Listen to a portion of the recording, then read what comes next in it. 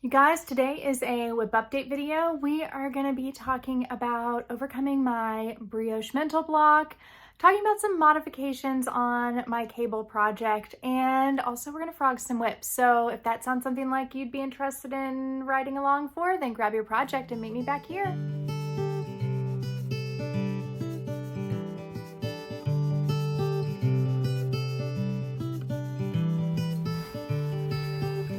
Hey there, I'm Haley and this is the Knitweekend podcast. I am so glad that you are tuning in to spend a little time with me today. This is the first WIP update of the new year, 2025, and I have quite a bit to share with you because I didn't get to talk with you in December about WIPs.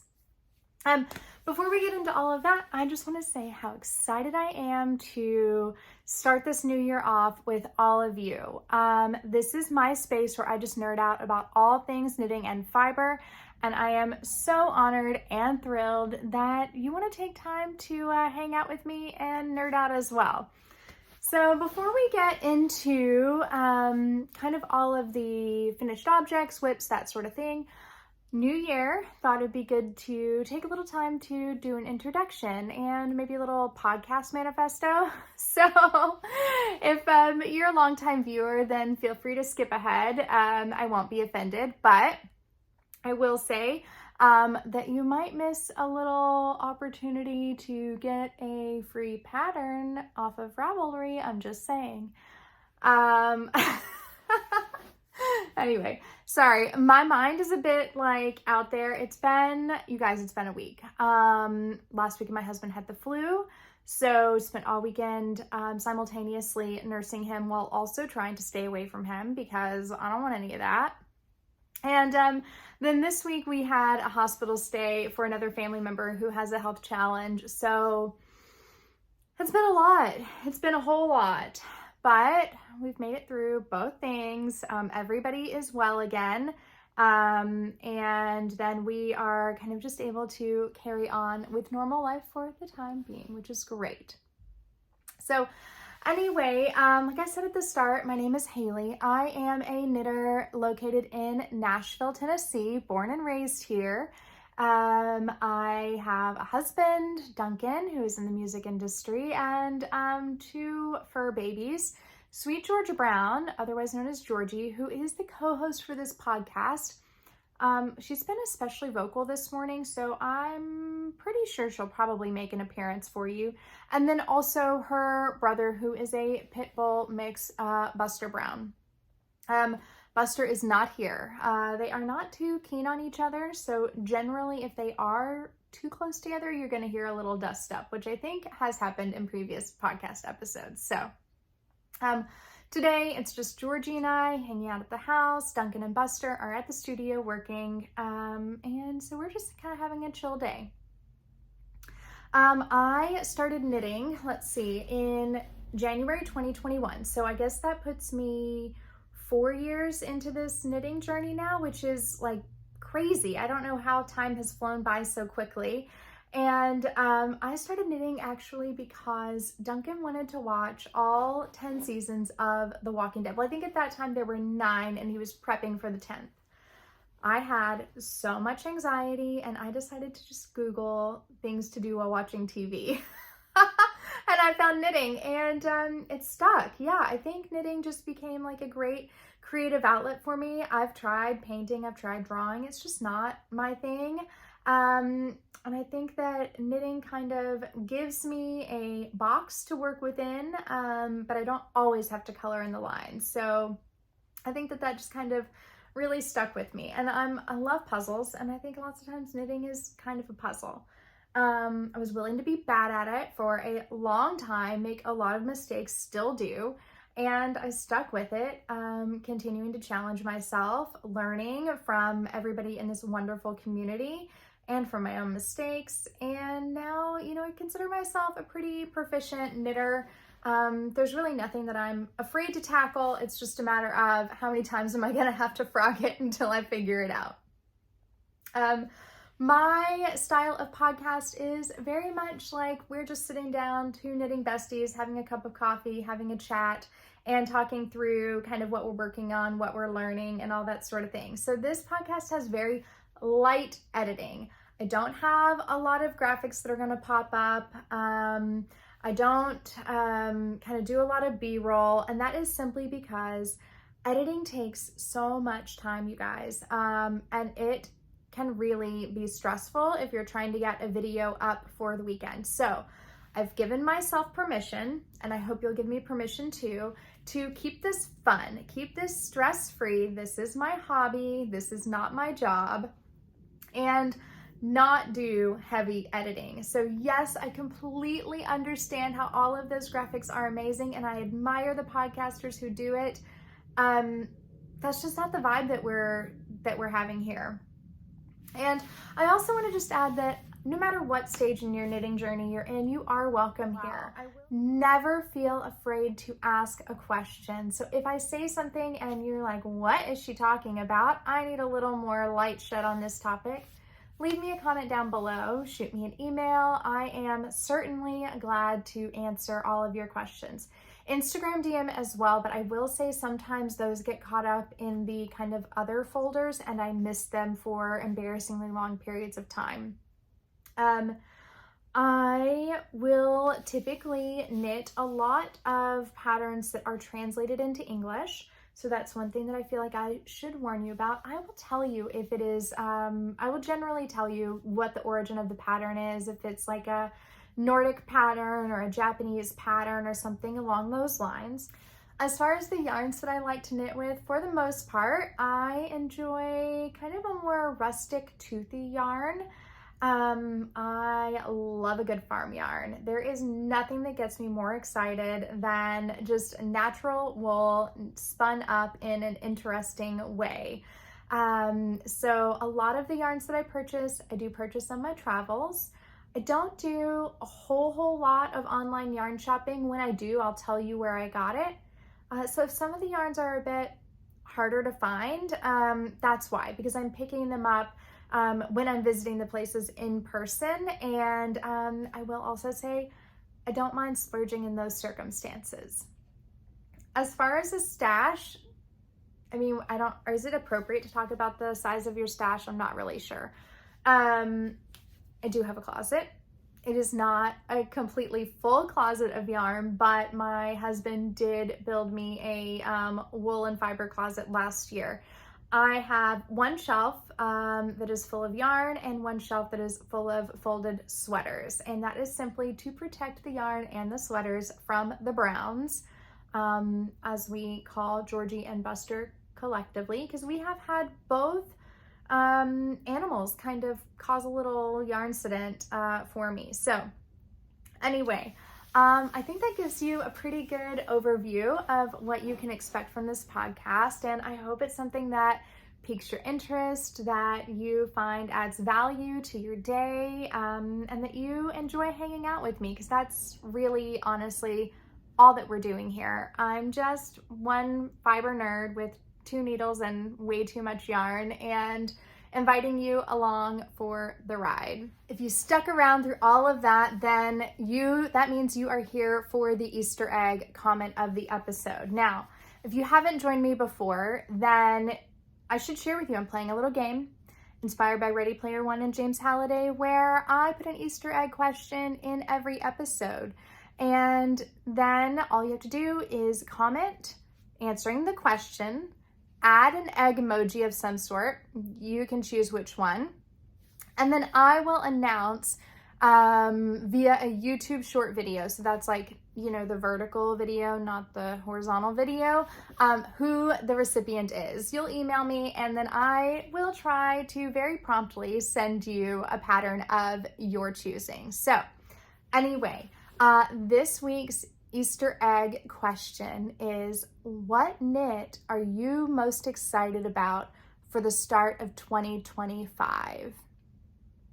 Last episode, I asked about your words of the year. Oh my goodness, you guys. I'm not gonna cry. Nope, I'm not gonna do it. I'm probably gonna do it.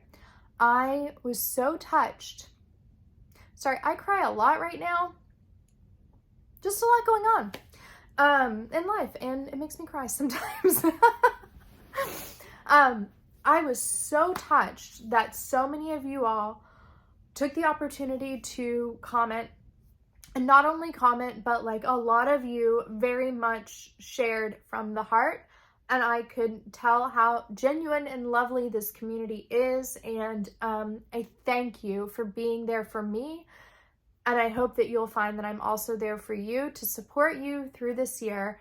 In all of our ups and downs, we will get through it all together. We'll be resilient, right?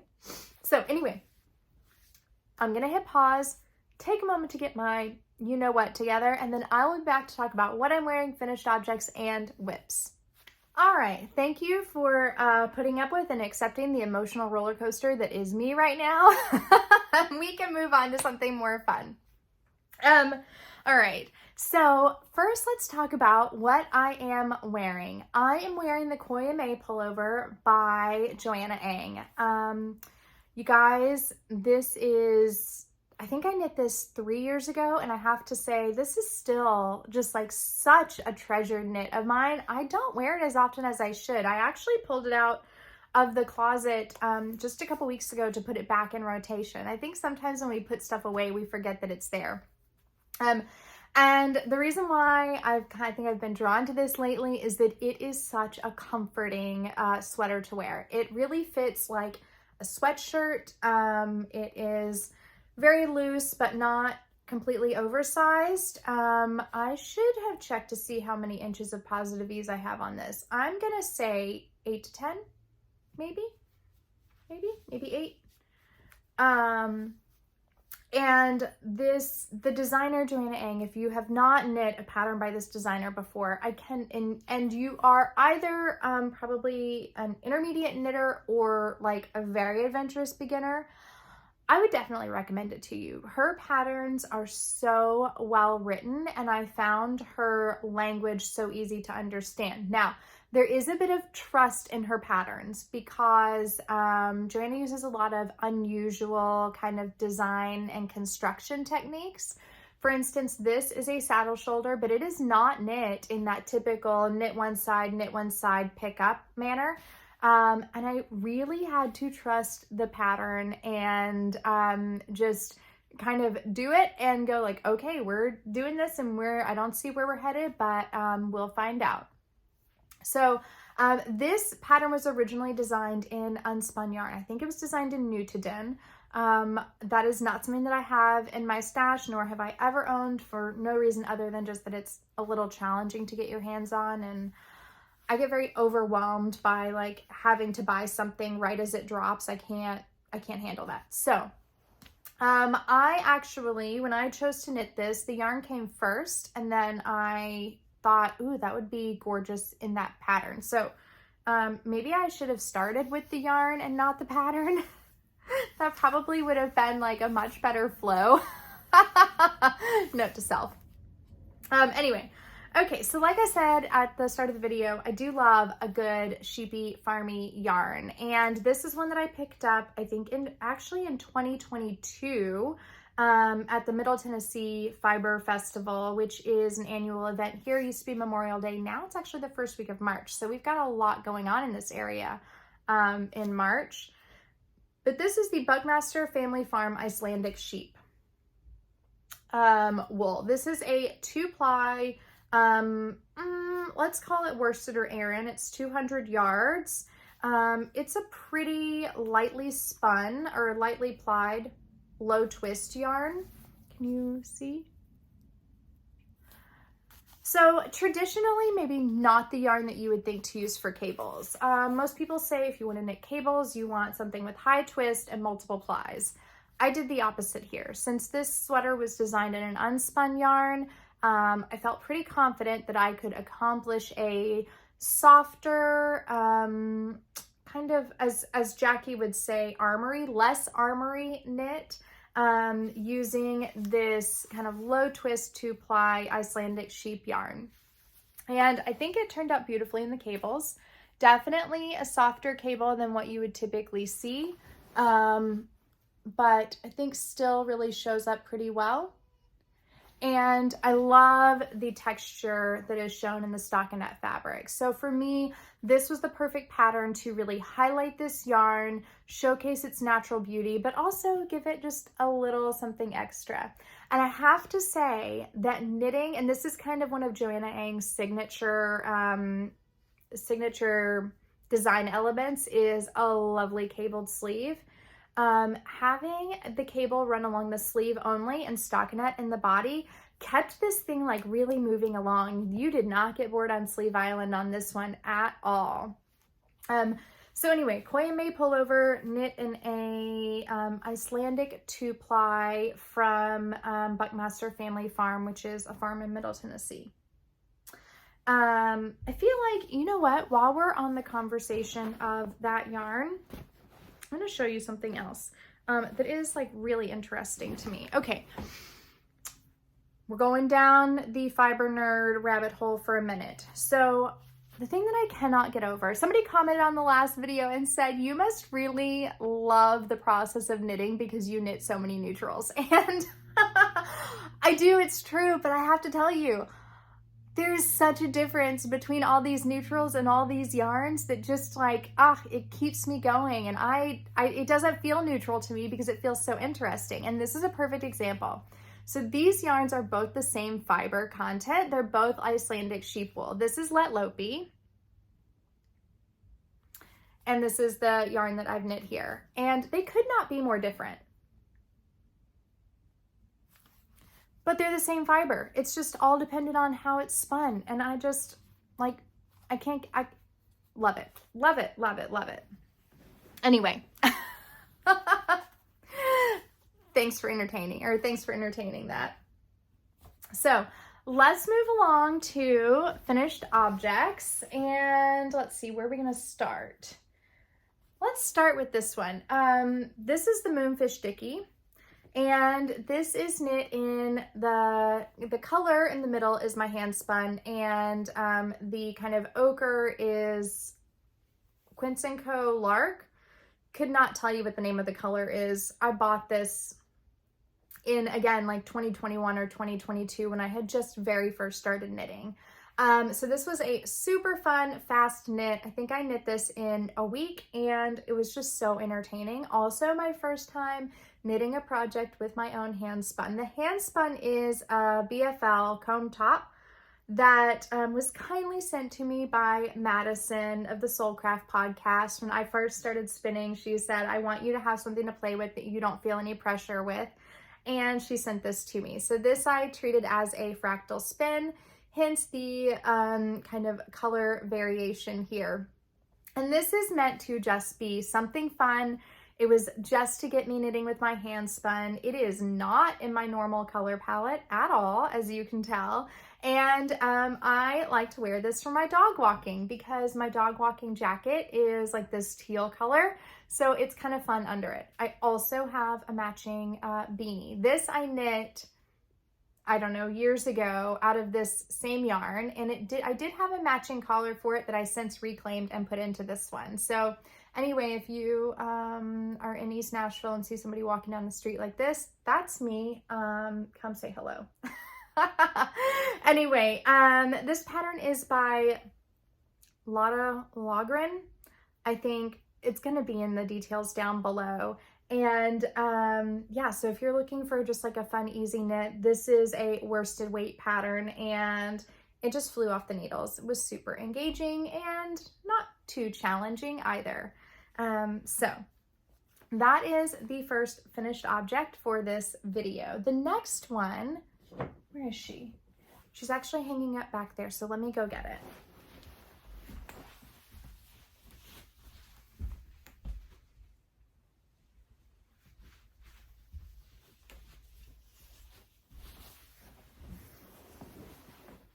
Okay. This is the Totally Tubular Turtle Tank. Big fan of alliteration, apparently.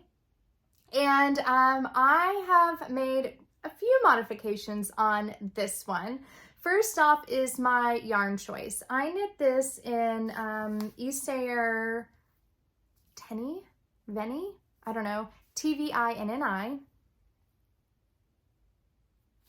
in the color 8S, which is like a walnut, held with their Boucle and then the burgundy colorway. You guys, I've heard other podcasters say this recently, and I'm just going to second this opinion. Not a fan of Boucle. This will probably be the only thing you'll ever see me knit out of Boucle. It was not, the yarn was not an enjoyable knitting experience. However, I do love the fabric that it created. I think it's super interesting. Let me show you up close. And my inspiration for this fabric was actually Laine Homa Sanso, Laine Samso Homa. I always get it wrong. Toxic trait. I don't look it up before I start filming. Showed some swatches on their Instagram of this yarn combination, not in these colors, in different colors, and I was like, yes, that's it, because what I wanted was some sort of tank to go under an heirloom piece. Hence why I have the hanger, so I can show you what my goal was here. So this is a blazer. I mean, you could not get more 70s. In fact, many of you, if you were alive during that era, may end up commenting that you had something that looked very similar. This is a blazer that my grandmother made for my mom back in 1970, who knows. And I kind of think it's very cool. There is a matching skirt. I cannot wear it. My mom was actually much smaller than I am, so, but I can wear the blazer, and I wanted a hand knit item to go under it because I just thought it was like a really cool storyline, through line, to have something that was made by my grandmother, worn by my mother, and then adapted for my wardrobe. So this is the ideal finished outfit, and I think it will pair nicely with either, you know, my work trousers or jeans, and yeah, I'm really pleased with it. I haven't worn it yet together because we've just had some like bitter cold. I think unfortunately this is probably more autumnal weather appropriate than the bitter cold that we currently have, but I look forward to wearing it. So as far as modifications on this tank top, the couple modifications that I made, one is that I am knitting off gauge, story of my life. I knit to the fabric and then I kind of back into the measurements. So I'm knitting slightly off my stitch gauge. My row gauge is the same, so I did choose my size based on my stitch gauge. However, I did shorten the armhole depth. So I did it, and I think all of these notes are on Ravelry, though the photo is not. I need to get that done. I did knit, I think, like a ½ inch less in length in this portion than what was suggested by the pattern. This designer, who I don't think I mentioned, but is Parknit.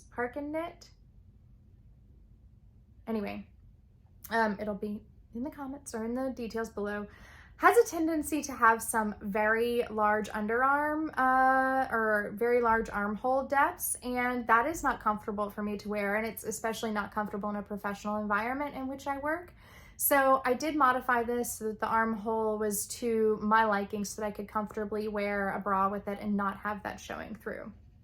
Another modification that I did was I decided just to go with a mock neck on this. This was a yarn preservation technique. I had 2 balls of the Boucle and I was determined I was not going back for a 3rd ball, because based on how the pattern wanted me to knit it, I would use 2½ balls, and I did not want a ½ ball of Boucle lying around in my stash. So I love a mock neck anyway, why not? Now I will say something happened in blocking with this where it fit comfortably over my head before blocking, but something happened once I blocked it, like it really like sucked up the neckline. So now I definitely would need to take off, you know, any glasses, earrings. I don't wear earrings, but if I did, and it just kind of barely snugs over my head, but it does get there. And then the last modification that I made, and this is one, you guys, that I struggled with. The pattern has a split hem that is a 1x1 rib. And I knew that I didn't really want that. Also, it's a bit longer. I really wanted this to kind of stop right over my waistband on my pants. And I also wanted maybe the option if I was wearing a high-waisted pant to tuck this in. At first I tried a 1x1 rib hem, and I knit that like 3 inches, and it just wasn't right. For one, if I went to go tuck it in, that like first row of the rib, or first or second row, may show depending on the pair of pants that I was tucking it into, and I just thought, oh, that's really annoying. And two, it cinched it in a way that I really didn't feel was what I wanted. Now, if you're knitting it to pattern, you've got the split hem, then you're not dealing with the cinch in, and you're probably not going to be tucking it in. But based on how I wanted to wear that, I frogged that hem back out, and I decided to go with a folded hem. Can you see? That is just like stockinette and then a purl row, and then I folded it over and sewed it down on the back. And my favorite method, by the way, for sewing down or for a folded hem is to sew it down rather than to use the knitting needles. And there is an Instagram reel by Ruke, R-U-K-E knits.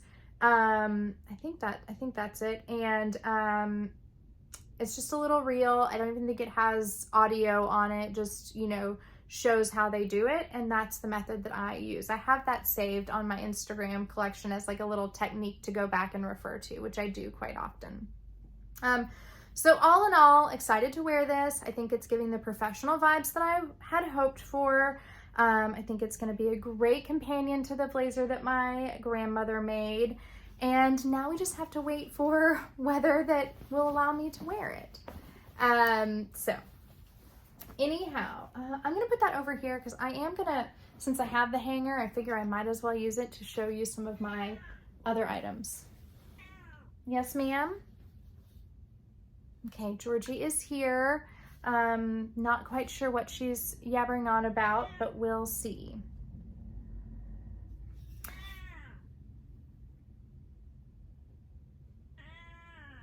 Yes, we are filming. Yes, you are late. You slept in.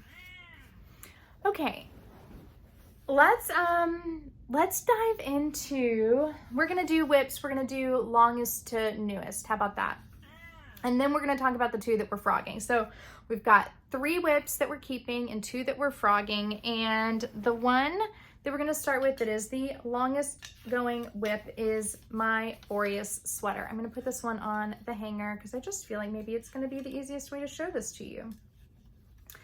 And I may do something that I rarely do, which is I may actually read from my Ravelry notes, because I have been taking some pretty aggressive notes on this project, and I haven't worked on this recently, so I'm having trouble remembering everything that I've done, but I want to talk you through the mods a little bit. So the Boreas sweater is an all over cable sweater, and this is a pattern by Aeygoknit.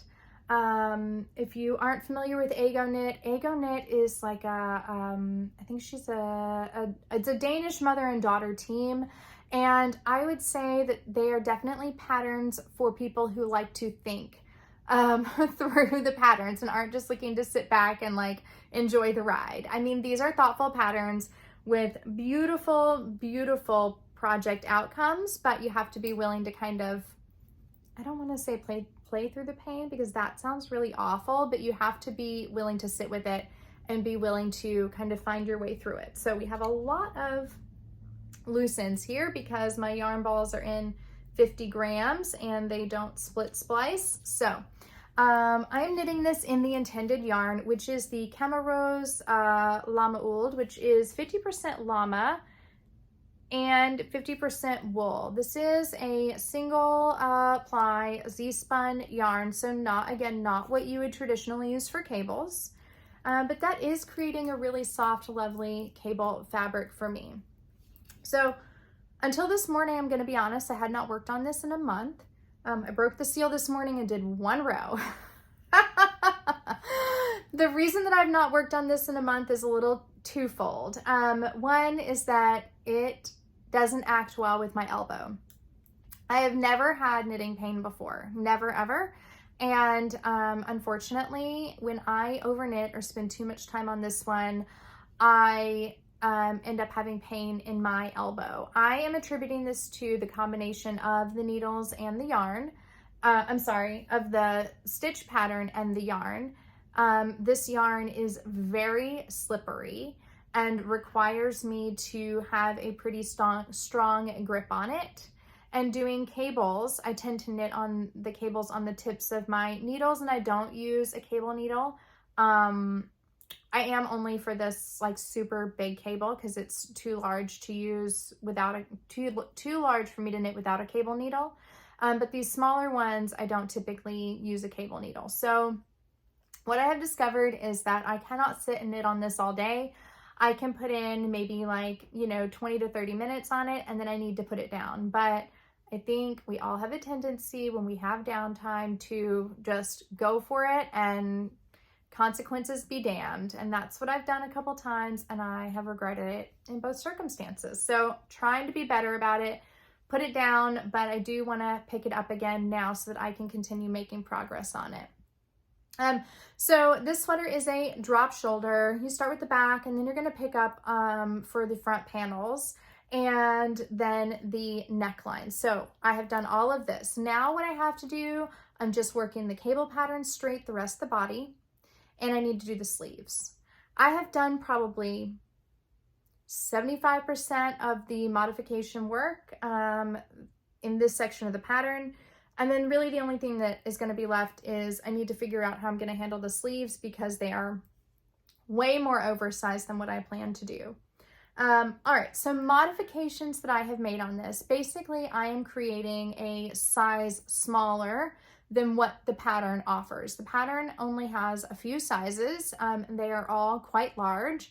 And oddly enough, the smallest size gives me twice the positive ease that is recommended for the pattern. So I'm not really sure how that works. I also want to add that I am working from the first English translation of this pattern.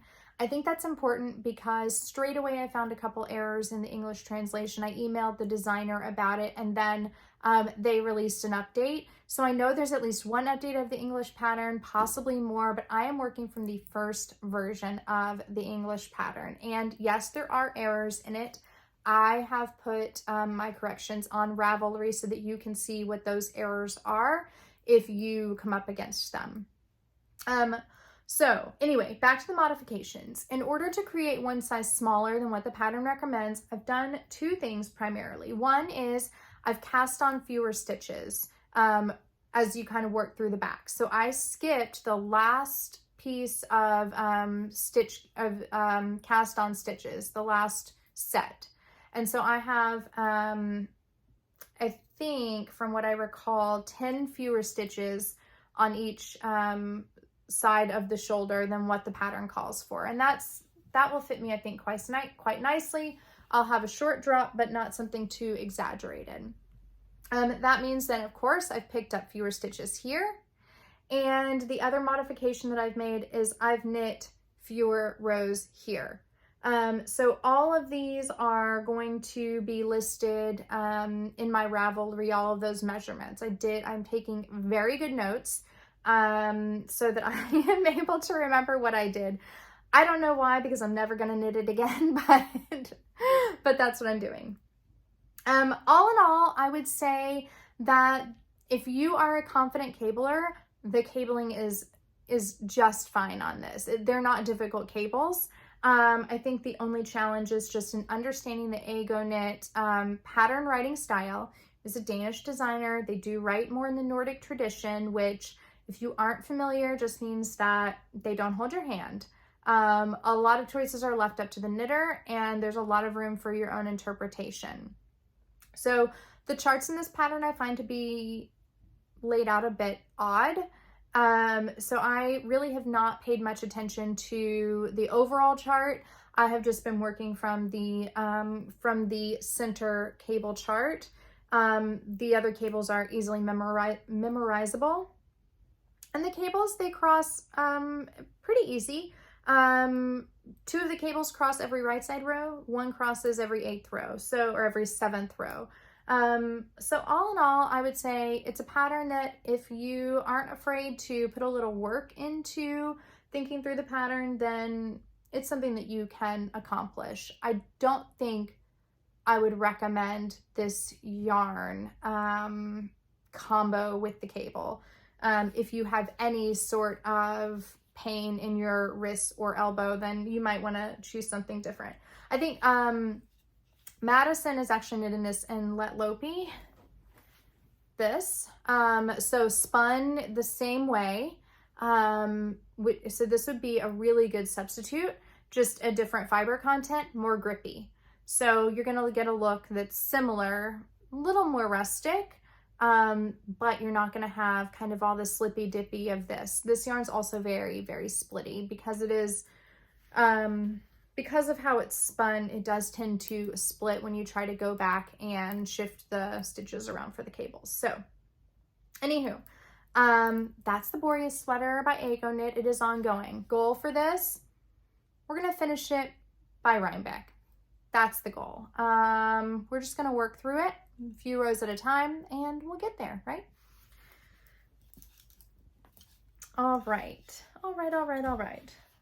The next one I am excited about.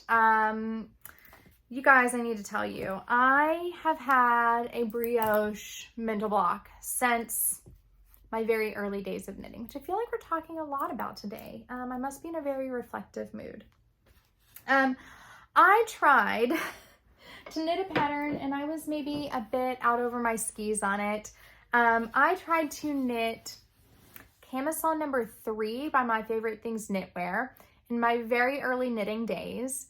And this is an all over brioche camisole, knit both flat and in the round, but it also incorporates brioche increases and decreases. As a new knitter, I feel like this was not the best choice for me. It scared me off of the technique and I really haven't touched it since, with one exception of a just plain circular brioche cowl that I knit last year. And that is really the only brioche that I have bothered to do since then. So I decided it was time to give it a go for a couple reasons. I saw a vest online on Instagram and just fell absolutely in love with the silhouette of it. I thought it was so cool. And I had a yarn that I thought would translate really well into brioche. And then I saw the name of the vest and I thought, definitely that is the vest that I'm going to knit in that yarn. So I decided it was time to put my big girl pants on and reacquaint myself with brioche, and I am so glad that I have.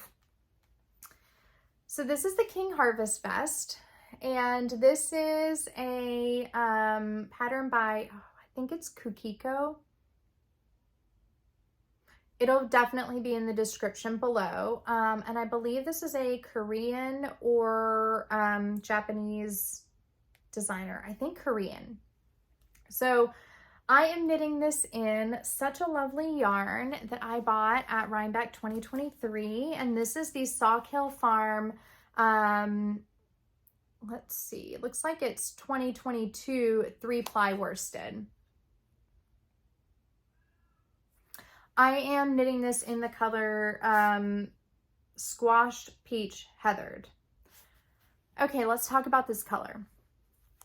So I feel like 2024 was the year of color theory and everybody talking about what their colors are and if colors were good for them or not good for them and all that sort of thing. I don't think this is a particularly good color for me. I bought this yarn because I was obsessed with the heathering on it. It was the, yes ma'am. It was the kind of most standout of all the colors that had color to it, but also showed off the heathering, and I just fell head over heels for it.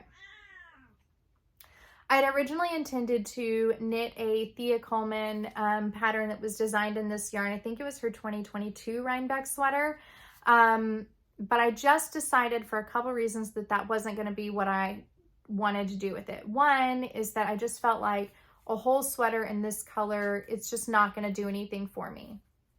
Two, as I started to really feel this yarn, I started to feel like it might be more appropriate for something that's not going to rub up against my neck directly. It's not that it's particularly coarse, it's just not also particularly soft. So it might have been fine, but the more that I spent time with the color and the texture, I thought this could be something that is better intended for some sort of outerwear piece that I'm going to wear something under it. Hence when I stumbled upon this vest. It's originally knit in the Daruma Shetland yarn, or designed in Daruma Shetland. I thought, that's it. That's what I'm gonna do. So if I layer this with probably either a white shirt or I've got like a dark gray turtleneck, then I think that it will be far enough for my face and have some division in the color that I'm gonna be pleased with it. I also just became obsessed with the little ties. Maybe I should show you, because I don't have those tied, and with all the strings hanging off of it, it's maybe hard to envision. So let me show you what the pattern looks like.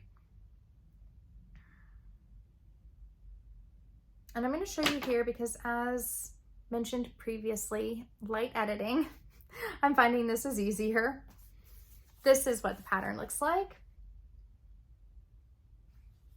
So I thought those little ties are just adorable, combined with the pocket detail as well. But I did decide that I had to choose between the second tie and the pocket detail, because I am trying to get this knit in just 3 skeins of this yarn. I have 6, but I would really love to send 3 off to my friend Kat in Washington, so that she can also knit either this vest or something else of her choosing from this yarn. So I have opted for the pockets. I am foregoing the second I-cord here. This was so fun to knit. I'm sorry, I'm looking at the pattern as I'm talking to it. I hope that's not annoying to you. This was so fun to knit. I have never knit an I-cord in this method before, and just really found it to be a joy. It's a 4-stitch I-cord, so it's a chunky I-cord. You can kind of tell. So when it came time to pick up the arms, I decided I wanted something a little bit different. I picked it up first with, what did I do? I picked it up first with a 4-stitch I-cord and the same size needle that the Brioche is knit in, which is what the pattern says to do. And I will insert some B-roll here, because I was gonna wait to fix it until we talked, but I was like, no, I can't take it. I need to get this out. I need to fix it right now. So it ended up being like really floppy and funky and just did not look how I wanted it to look. So I decided to go back in, and I took it down a needle size to a 4.5 millimeter. The body is on a 5.5 millimeter. And I took it to also a 3-stitch I-cord. So 1, saves a little yarn for Kat, and 2, made it so that the armholes kind of are much more in line with the original look of the brioche stitches there. I am happy and proud to report that I am now a pro at brioche increases and decreases. They are not that scary. I think I just approached it way too early in my knitting time and was just not confident enough and didn't quite have enough skill under my belt at the time. So everything is done with the exception of the pockets, and I will get those done this week. I did do a mid-project block to check the pocket placement, so you can kind of see a little bit of a line here. I'm gonna be truthful. I'm gonna see if I can get away with just doing a steam block on the bottom rather than a full block, because with the temperatures, and we've been having actually a lot of rain and some wintry mix, I don't want to wait for 8 years for this thing to dry. So I'm gonna see if I can get away with just a really good steam block and maybe block the rest of it, the bottom part, in the spring when the weather is nicer. This is one of the options for the Nash Yarn Fest, in the event that it is like a, you know, comfortable temperature. I think this would be quite nice over a long sleeve tee. And anyway, so that's the King Harvest Fest.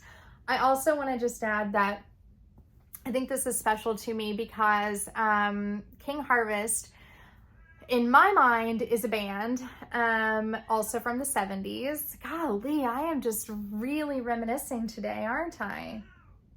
Georgie, I'm trying to talk, and you're trying to yell over me. And it's not very respectful. Anyway, King Harvest is a band from the 70s, and they had a song called Dancing in the Moonlight, and this is one of my favorite songs, and it very much reminds me of my mom. When my mom passed, she passed on the supermoon. So we got the call at like, just after midnight, and driving to and from the facility, I had the company of a huge harvest supermoon.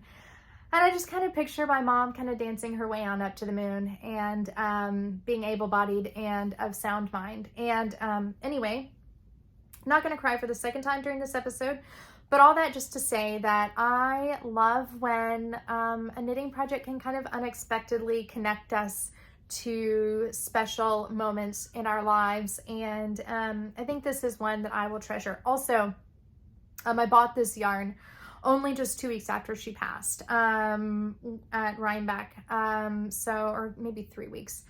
So anyway, all in all, I think that this is going to be a project that I'm going to cherish, that's going to just have some sweet memories of my mom for me, which I love. Who doesn't love sweet memories? We have piles, you guys. WIP number 3. This is actually one that was on, I said that I wanted to re-knit in my 2024 knitting goals video. So here we are a year later, finally doing it. But listen, we don't judge. Things happen in the right time and in the right way, correct? So this is the very beginning of the Collett T by Witre Designs. This is another Nordic designer. I believe they are Norwegian. So let me just go ahead and tell you that this pattern does not hold your hand at all. It is a framework, not a row by row. But because I love you and I don't want you to be scared to try something that's a little uncomfortable, I have written up on Ravelry my method of working through this pattern. So hopefully you find that helpful. I've taken photos of where I place my stitch markers. I've written out how I'm working my increases, all that good stuff. A couple of things. Listen, I know there is a line here and that looks weird. It's because this part has been blocked, this part has not. And I'll share with you in a minute why that is. First, let's talk about the yarn. So I don't only knit in neutrals. See, I have a very bright blue on my needles. This was a color that I had in my brain all last year, and I just never quite got there. So I picked up the main color of this yarn when we were in Washington State in May.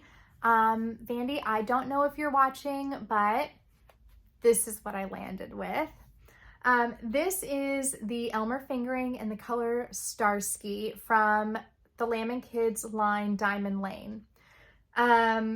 Definitely a luxury yarn, you guys, and not something that I am used to knitting with, but what a dream. This yarn is 80% merino, 20% cashmere, and 100 gram skeins, roughly 400 yards in the skein. So they have both a hand-dyed option in this base and the commercially dyed Diamond Laine. Definitely the commercially dyed Diamond Laine is more cost efficient, and it comes in 100 gram skeins. So if you want to try that out, they have a handful of colors left on their website, and this, I believe this color is still available. So I also have not swatched on its own, but I feel like you might be able to get away with it at a sport weight gauge. It's a pretty plump fingering in my estimation. And I am pairing that with another luxury yarn that I bought in the fall when there's a big sale or summer, which is Sonder Yarn Co. Halo in the color Captain My Captain, which I think is kind of funny. It's like a police theme. I'm sure that this was more meant to be like more of a sailor color with the blue, but I've got Starsky and then Captain My Captain. Which incidentally, Nashville connection there. I don't know if you've seen Dead Poet Society. That was one of my favorite movies growing up. The author grew up here in Nashville and went to the all boys school that was the rival for my high school. So anyway, that is kind of a fun coincidence. So I am knitting these two yarns held together. I am knitting off gauge. I don't recommend that, but it can be done. You just need to do some math, or you probably want to do some math, lest you have happen what has happened to me and what I have gone through. So this pattern is originally knit at a 19 stitch 25 row gauge. I am knitting this at 17 stitches 28 rows. So I am off on both. Stitch gauge is like not concerning for me. That's easy to account for. I won't get on my soapbox about this, but I feel like I'm going to get on my soapbox a little bit. I feel like so often we act like stitch gauge is the only thing that matters. Guys, that's not true. I actually think that if you want a good fit, row gauge is more important. I know that's a unpopular opinion, but row gauge is what actually impacts the depth of your neck, the depth of your sleeves or of your armholes, and I find stitch gauge much easier to fudge than row gauge. So 3 rows difference is pretty significant, which is why I have now knit this yoke 3 times. The first time I knit it exactly with the increases as described in the pattern. Oh, I should probably tell you the construction of the shoulder is a contiguous shoulder construction. So what that means is you're increasing along a single line till you get to kind of like the edge of the shoulder, and then you are increasing out in a triangle, both for the body and the sleeve at the same time. So just increase for the body along here, and then you're increasing for both here. And it just creates such a lovely fit and line on the shoulder in my experience. I have knit one of these Collett tees previously, and then I have a couple other sweaters that are also knit with a contiguous shoulder construction. So it is one of my favorites. Kind of falls halfway in between, I guess, a raglan and a saddle shoulder in terms of, you know, what to expect from knitting that construction. But in any case, I knit it first time I knit it exactly as stated in the pattern, and I found that I needed about another inch of depth in my armhole. So that wasn't gonna work.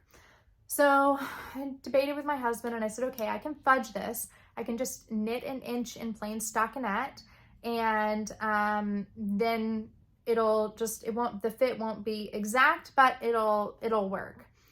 And he asked me, Haley, the projects that you love, that you wear the most, did you fudge them or did you take the time to get them right? And I was like, well, that is an unfair question because you know that the answer is I frogged it and I got it right. So my little husband being my little angel on my shoulder, I decided to frog it, and that yarn is all back here waiting to be balled back up again, which I'll do when we get done here. We'll talk about that in a second. I've got a tip I want to share with you guys. So then I did the row gauge math, and I decided instead of doing 4 row increase sets, I needed to do 6 row increase sets to get the armhole depth that I needed. And as I got into that and worked like the first several of those, I realized that my shoulder shaping was gonna be just all wrong. So frogged that. And then I went back and now I am working this more as like a compound raglan would. So my first several sets of increases I did with the recommended 4 rows. And now I am doing 6 row increase sets. So based on my math, then I should have only about 1/4 of an inch that I need to do in plain stockinette in order to have the yoke depth that I need. And I think that I can fudge. That's really just like 2 rows of extra stockinette, and I don't think that will be noticeable. So anyway, we are powering through this one, and luckily it knits up really quickly. The first version of this that I had, I knit in a week and a half, and I'm not a particularly fast knitter. And at the end of the day, it's kind of one of those things where, you know, I like knitting. I want to be knitting, so it doesn't matter if I, you know, all I'm doing is giving myself a little bit of extra time to knit. Before we go on to WIPS I'm going to frog, I want to chat about this reclaimed yarn. I want to share a little tip, I guess, that I've learned since I started hand spinning. Previously, if I had to frog yarn, I was really intimidated to reset the yarn. It was kind of a hassle of a process. I didn't really know how to do it easily and efficiently, and therefore I would just use frogged yarn in like a rib portion of the sweater. And I also didn't reclaim my swatches very often. So I have an entire suitcase full of swatches. But now that I've started spinning, I've discovered a couple, I've discovered one tool that has made it a lot easier and a process. So I want to share that with you. If you're not a spinner, you may not be familiar with this. This is called a nitty knotty.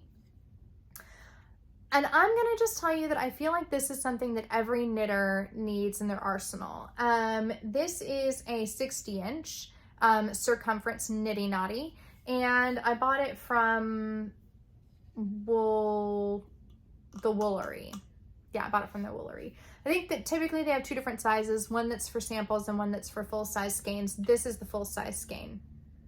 And it gives me 60 inches all the way around. So when you are spinning, when you get done plying your singles and you have your yarn, this is kind of what you use to skein it up. But I have found it also to be very useful when reclaiming yarns from projects or swatches, that sort of thing. So what I did was I pulled this out off of the sweater and skeined it back up here, and then tied it off, hung it on a hanger. And for this one, I chose to just steam it because this is actually my mohair and my Elmer held together.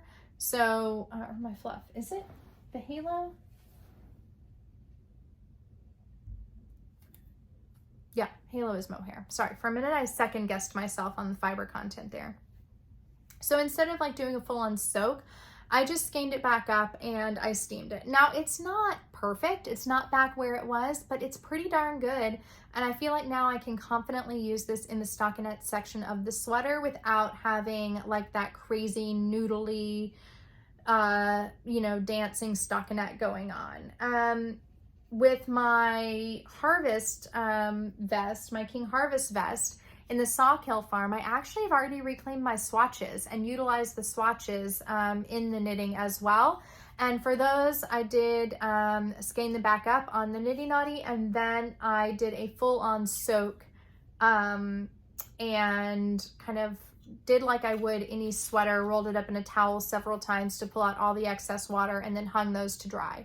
So now they have already been reused, and I just feel like it's going to be a great way to not have my swatches pile up, going to be a great way to not be concerned about being able to use frogged yarn, and have an easy reset option for yarn. So if you don't have one of these, I would highly recommend them. They're not terribly expensive. I think several brands make them. Mine is Ashford.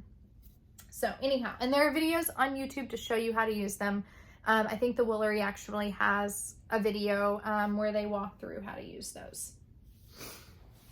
I need to sneeze. Let's do water instead. Boy, I feel like this episode is going pretty long. All right, let's talk about projects I'm gonna frog. So I think because the kind of month of December was so topsy-turvy, I was just in a cast on anything to see what feels right mode and take it from there. And one of the things that I cast on is a pair of mittens that were meant to be for my husband. These are a Selbu style mitten. I'm not going to call them authentic Selbu because they have very long floats in them. And in any case, they were supposed to be knit up on a 5mm needle, which is the recommended needle size. They are being knit in my Let Lopey kind of leftovers from stash. They are huge. They're huge. And the whole time I was knitting them on 5mm, I was thinking, this is not the right needle size to use for this pattern. So anyway, I have abandoned them. And I'm just gonna go ahead while we're here together, because somehow it makes it less painful when we're together, gonna go ahead and pull the cord out of the mitten so that I have no choice but to then reclaim it and take this one off my shoulders. Just sometimes feels good to like just, you know, just like commit to it and just do it, right? Anyway, I will frog the rest of this, not with you here, but when I am on my own. So anyway, we are abandoning the Selby style mittens that I started for my husband.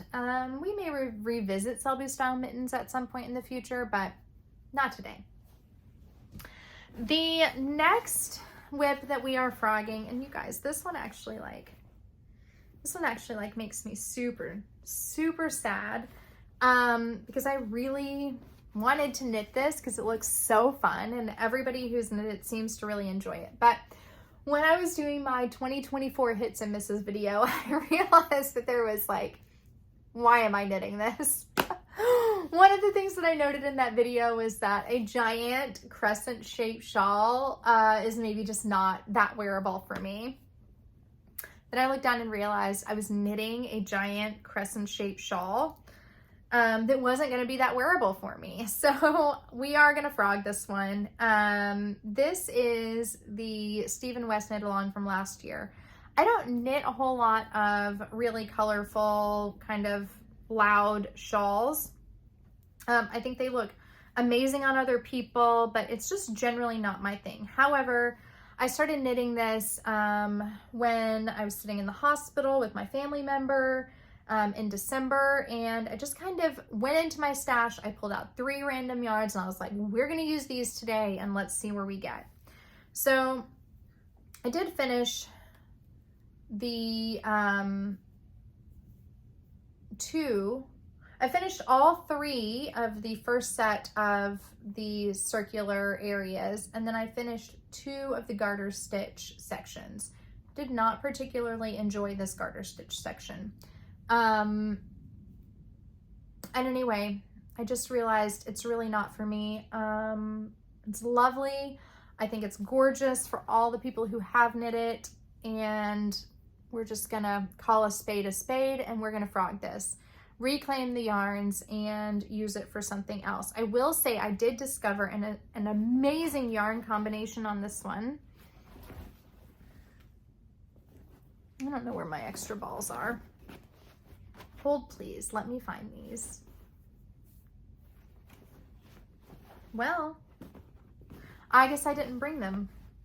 The yarn combination that I did really love, just as a heads up in case you are wanting to kind of play around with yarn cell double.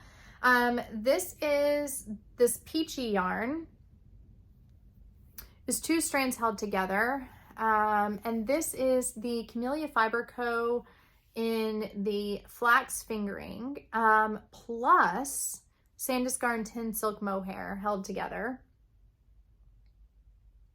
And it turned out to be just the softest, most luxurious combination. So I don't know what I will use that for. I don't know what I will use any of these yarns for. But I feel like it's better just to go ahead and demolish this one now, put the yarns, reset the yarns, put them back in my stash, and have this one kind of off of my mind as well. Because it's just not going to be something that is going to be for me, unfortunately. So anyhow, you guys, that brings us to the end of all the finished objects, all the WIPs, all the yarns. They are all on the floor around my feet, and it is time, I think, for me to stop, for me to clean up before Duncan and Buster get home from lunch, for me to go release Georgie from her prison. And I hope her yelling wasn't too disruptive for you. I'm so sorry if it was. But in any case, I will meet you back here probably next month for a WIP update, where I will also be maybe another year older. I turn 40 next month. Thank you, thank you. And so I'll see you back here next time, another year older, probably not any wiser. Talk to you soon.